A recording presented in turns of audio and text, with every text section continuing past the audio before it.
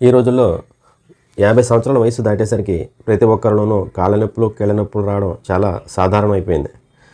ఈ విషయం మీద డాక్టర్ దగ్గరికి వెళ్ళినప్పుడు ఒక 3 డేస్కి పెయిన్ కిల్లర్స్ రాయడం, ఒక నెల రోజుల పాటు కాల్షియం టాబ్లెట్లు వాడమనడం సర్వసాధారణంగా జరుగుతూ ఉంటుంది. అయితే డాక్టర్ గారు ప్రతిరోజు పాలు కూడా తాగమని చెప్తారు.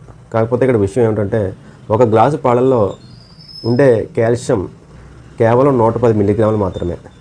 అదే ఒక 100 గ్రాముల రాగులు లేదా రాగి పిండిలో చూసుకుంటే 366 మిల్లీగ్రాముల కాల్షియం ఉంటుంది.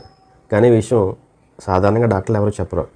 కాబట్టి మీరు చేయవలసింది ఏమిటంటే పాలు తాగితే తాగండి, కానీ ఖచ్చితంగా ప్రతిరోజు కూడా ఈ రాగి పిండితో జావ చేసుకుని ప్రతిరోజు ఉదయం తప్పనిసరిగా మజ్జిగలో కలుపుకుని తాగండి. సాయంత్రం పూట లేదా రాత్రి ఈ రాగి పిండితో అట్లు వేసుకుని తింటే మన శరీరానికి కావాల్సిన కాల్షియం సమృద్ధిగా లభిస్తుంది. మీ కాళ్ళ నొప్పులైనా కీళ్ళ నొప్పులైనా సరే అవి ఒక నెల రోజులు వాడేసరికి నార్మల్ అయిపోతాయి. Thank you.